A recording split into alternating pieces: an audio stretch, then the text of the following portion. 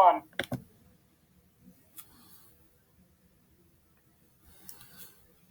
This unit, we're going to look at the Great Depression. The U.S. economy appeared prosperous during the 1920s, in large part based on people buying on credit.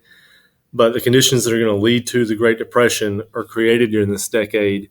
And a lot of it's going to have to do with business overproduction and then consumers, the buyers, and them doing underconsumption. During the 1920s, the wealthy grew wealthier, due in large part to the government policies that were put in place. They had reduced business regulation, which allowed the wealthy to keep more of their money. There was a low corporate tax rate, which increased profits for corporations, and it made their stocks more valuable, probably more higher value than they actually were worth. At the same time, the poor and working class lost their ability to buy products because their wages did not rise with the prices, with inflation that was going on. And this in turn reduced consumer consumption, where people bought less, consumers bought less. And so the businesses were still making the products, but they were overproducing now more than people were buying. And when people stopped buying the products, this leads business profits to decline. These are some of the factors that end up leading to the Depression. There are also new methods of buying products, including payment plans on credit. Those were popular in the 1920s. These methods encouraged consumers to buy more than they could afford and go into debt. Worst of all, banks loaned people money to buy stocks with very little money down, so people were putting money into the stock market based on credit. Stocks themselves became collateral for the loans. People hoped to buy it on credit and then make enough money to pay off the loan and to make a profit. This is what they call buying on the margin. As stock prices rose and the ability of ordinary people to buy stock on credit increased, investments in the stock market inflated the prices of the market well above their actual value.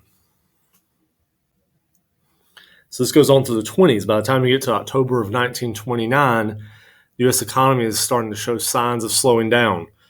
Stockholders are starting to worry that the economy is going to enter this period of economic downturn, which is called a recession. This caused some of the investors to panic and sell their stocks. And as they sell their stocks, more people sell their stocks. And eventually there's a panic and a run on the stock market where people are selling all their stocks, and this leads to a stock market crash. For the people that really were buying these stocks on credit and didn't know what they were doing, their stocks are still in the stock market, and so they're losing all the money they had, and they're still in debt. So when this happens, the stock market crash and all the weaknesses in the economy, including trouble with banks, the U.S. is going to not only be in a depression, it's going to enter the Great Depression, which is a severe economic downturn that's going to last through the 1930s. And it's not just going to affect the U.S., it's going to affect most of the world's industrialized nations. And it's just going to be this period where business profits, tax revenues, personal incomes are all going to go down. It's going to be a very tough economic time for everyone.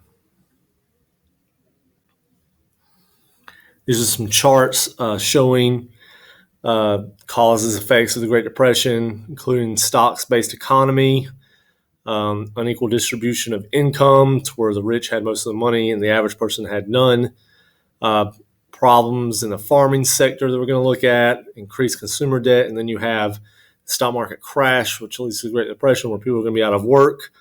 You're going to have a rise in these shanty towns we'll look at in a minute. And you have bank failures, and you have some schools that close because there's just no money.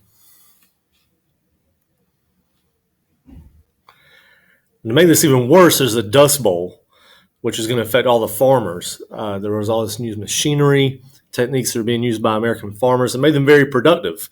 And each year they were producing more and more food so they could earn more money. But instead, this overproduction drove down prices of products because it was flooding the market. It made it hard for them to make a profit. In response, they tried to produce more goods by buying more land and more farm equipment, usually on credit. And so these farmers are very vulnerable to any kind of economic or environmental disaster that happens. What happens, especially in the Great Plains, is there's going to be this severe drought taking place while people are overproducing goods. It's going to lead to these series of dust storms that are going to hit the prairies. They're going to pick up this dirt, and it's going to get bigger and bigger until you get what's called this Dust Bowl, which is this ecological disaster. It's where you have these massive dust storms. They're going to affect most of the farmers through a lot of the West in the country. Eventually, over 500,000 Americans are going to be left homeless. And a lot of these farmers from Oklahoma, Texas, and surrounding Dust Bowl states are going to migrate towards California looking for work. There's a map showing the areas hardest hit by the Dust Bowl. You can see at the top, the winds end up taking this dust all the way to the east, all the way to places like New York. The dust can be seen from boats miles out in the ocean. So this is a very major event. Here there are several pictures of the Dust Bowl.